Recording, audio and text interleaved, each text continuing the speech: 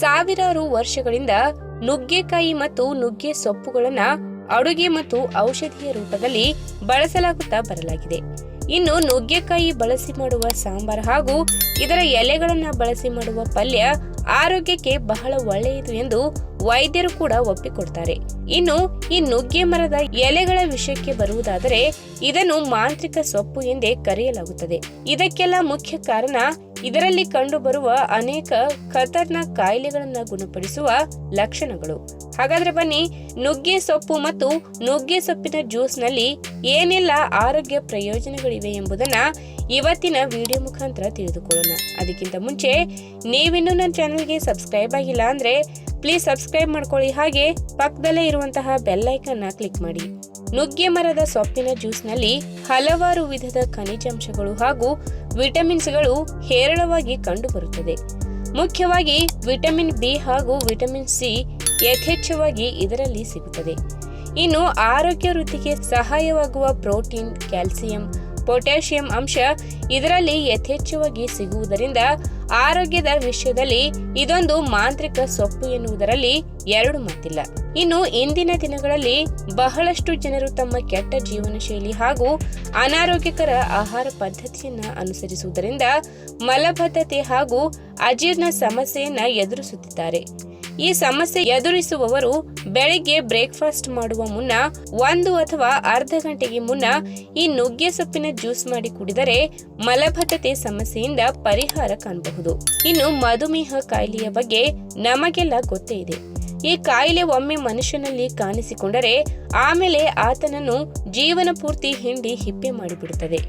ಈ ಕಾಯಿಲೆ ಇದ್ದವರು ಸರಿಯಾದ ಆಹಾರ ಪದ್ಧತಿ ಹಾಗೂ ಜೀವನ ಶೈಲಿಯನ್ನ ಅನುಸರಿಸಿದರೆ ಮಾತ್ರ ಇದನ್ನು ಕಂಟ್ರೋಲ್ನಲ್ಲಿ ಇಟ್ಕೊಳ್ಳಬಹುದು. ಇನ್ನು ಮಧುಮೇಹ ರೋಗದಿಂದ ಬಳಲುತ್ತಿರುವವರು ಪ್ರತಿದಿನ ಅರ್ಧ ಲೋಟ ನುಗ್ಗೆ ಸೊಪ್ಪಿನ ಜ್ಯೂಸ್ ಕುಡಿಯುತ್ತಾ ಬಂದರೆ ರಕ್ತದಲ್ಲಿನ ಸಕ್ಕರೆ ಪ್ರಮಾಣವು ನಿಯಂತ್ರಣಕ್ಕೆ ಬಂದು ಮಧುಮೇಹ ಕಾಯಿಲೆ ಕಂಟ್ರೋಲ್ಗೆ ಸಿಗುತ್ತದೆ. ಅಷ್ಟೇ ಅಲ್ಲದೆ ಈ ಕಾಯಿಲೆಯಿಂದ ಉಂಟಾಗುವ ಅಡ್ಡ ಪರಿಣಾಮಗಳು ಕೂಡ ದೂರವಾಗುತ್ತದೆ. ಇನ್ನು ದೇಹದ ಕೊಲೆಸ್ಟ್ರಾಲ್ ನಲ್ಲಿ 2 ವಿಧಗಳಿವೆ. ಒಂದು ಒಳ್ಳೆಯ ಕೊಲೆಸ್ಟ್ರಾಲ್, ಇನ್ನೊಂದು ಕೆಟ್ಟ ಕೊಲೆಸ್ಟ್ರಾಲ್. ಈ ಕೆಟ್ಟ ಕೊಲೆಸ್ಟ್ರಾಲ್ ಅನ್ನ LDL ಎಂದು ಕರೆಯುತ್ತಾರೆ. ಈ ಕೆಟ್ಟ ಕೊಲೆಸ್ಟ್ರಾಲ್ ಆರೋಗ್ಯಕ್ಕೆ ಬಹಳ ಡೇಂಜರ್. ಯಾಕಂದ್ರೆ ಇದರಿಂದಾಗಿ ರಕ್ತದಲ್ಲಿ ಏರುಪೇರು ಉಂಟಾಗಿ ರಕ್ತದೊತ್ತಡದ ಸಮಸ್ಯೆಗಳು ಕಂಡುಬರುವ ಸಾಧ್ಯತೆ ಇರುತ್ತದೆ. ಅಷ್ಟೇ ಅಲ್ಲದೆ ಹೃದಯಕ್ಕೆ ಸಂಬಂಧಪಟ್ಟ ಸಮಸ್ಯೆಗಳು, ಪಾರ್ಶ್ವವಾಯು, ಎದೆನೋವು ಕಂಡುಬರುವ ಅಪಾಯ ಕೂಡ ಹೆಚ್ಚಿರುತ್ತದೆ. ಒಂದು ವೇಳೆ ರಕ್ತದಲ್ಲಿ ಕೆಟ್ಟ ಕೊಲೆಸ್ಟ್ರಾಲ್ ಹೆಚ್ಚಾಗಿದ್ದರೆ ಪ್ರತಿದಿನ ಅರ್ಧ ಲೋಟ ನುಗ್ಗೆ ಸೊಪ್ಪಿನ ಜ್ಯೂಸ್ ಕುಡಿಯುವ ಅಭ್ಯಾಸ ಮಾಡಿಕೊಂಡರೆ ಬಹಳ ಒಳ್ಳೆಯದು.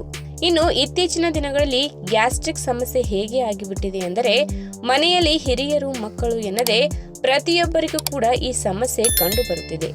ಇದಕ್ಕೆಲ್ಲ ಕಾರಣಗಳನ್ನ ನೋಡುವುದಾದರೆ ಕೆಲವೊಮ್ಮೆ ನಾವು ಸೇವಿಸುವ ಅನಾರೋಗ್ಯಕಾರಿ ಆಹಾರ ಪದಾರ್ಥಗಳಿಂದ ತಮಗೆ ಬರುವ ಆರೋಗ್ಯ ಸಮಸ್ಯೆ ಎಂದು ಹೇಳಬಹುದು.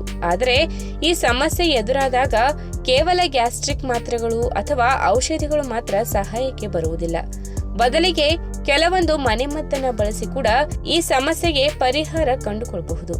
ಇದಕ್ಕೊಂದು ಒಳ್ಳೆಯ ಉದಾಹರಣೆ ಎಂದರೆ ನುಗ್ಗೆ ಸೊಪ್ಪಿನ ಜ್ಯೂಸ್. ಹೌದು, ನುಗ್ಗೆ ಸೊಪ್ಪಿನಲ್ಲಿ ಕಂಡುಬರುವ ವಿಟಮಿನ್ ಬಿ ಅಂಶವು ಗ್ಯಾಸ್ಟ್ರಿಕ್, ಅಲ್ಸರೇಟಿವ್ ಕೊಲೈಟಿಸ್ ಸಮಸ್ಯೆಯನ್ನು ನಿವಾರಿಸಿ ಜೀರ್ಣಕ್ರಿಯೆಯ ಪ್ರಕ್ರಿಯೆಯನ್ನ ಹೆಚ್ಚಿಸುವುದು. ಹೀಗಾಗಿ ಒಂದು ವೇಳೆ ನಿಮಗೆ ಗ್ಯಾಸ್ಟ್ರಿಕ್ ಸಮಸ್ಯೆ ಕಂಡು ಬಂದರೆ ಪ್ರತಿದಿನ ಅರ್ಧ ಲೋಟ ನುಗ್ಗೆ ಸೊಪ್ಪಿನ ಜ್ಯೂಸ್ ಕುಡಿಯುವ ಅಭ್ಯಾಸ ಮಾಡಿಕೊಂಡರೆ ಈ ಸಮಸ್ಯೆಯನ್ನ ನೈಸರ್ಗಿಕವಾಗಿ ನಿವಾರಿಸಿಕೊಳ್ಳಬಹುದು. ಇನ್ನು ಕ್ಯಾನ್ಸರ್ ಕಾಯಿಲೆಗೆ ವೈದ್ಯ ಲೋಕದಲ್ಲಿ ಮದ್ದು ಇಲ್ಲ ಎನ್ನುವುದು ನಮಗೆಲ್ಲ ಗೊತ್ತೇ ಇದೆ. ಆದರೆ ಈ ಕಾಯಿಲೆಯ ಲಕ್ಷಣಗಳನ್ನ ಪ್ರಾರಂಭದಲ್ಲಿಯೇ ಕಂಡುಹಿಡಿದರೆ ಇದನ್ನು ನಿಯಂತ್ರಣದಲ್ಲಿ ಇಟ್ಕೊಳ್ಳಬಹುದು. ಇನ್ನು ಕ್ಯಾನ್ಸರ್ನಿಂದ ಬಳಲುತ್ತಿರುವವರಿಗೆ ಪ್ರತಿದಿನ ಅರ್ಧ ಲೋಟ ನುಗ್ಗೆ ಸೊಪ್ಪಿನ ಜ್ಯೂಸ್ ಕುಡಿಯುವ ಅಭ್ಯಾಸ ಮಾಡಿಕೊಂಡರೆ ಬಹಳ ಒಳ್ಳೆಯದು. ಇದು ಕ್ಯಾನ್ಸರ್ ಕಾಯಿಲೆಗೆ ಕಾರಣವಾಗುವ ಜೀವಕೋಶಗಳ ಬೆಳವಣಿಗೆಯನ್ನ ತಡೆಯುವುದು. ಈ ವಿಡಿಯೋ ನಿಮಗೆ ಇಷ್ಟವಾದಲ್ಲಿ ತಪ್ಪದೇ ಲೈಕ್ ಮಾಡಿ, ಶೇರ್ ಮಾಡಿ, ಹಾಗೆ ನಿಮ್ಮ ಅನಿಸಿಕೆನ ಕಮೆಂಟ್ ಮೂಲಕ ತಿಳಿಸಿ.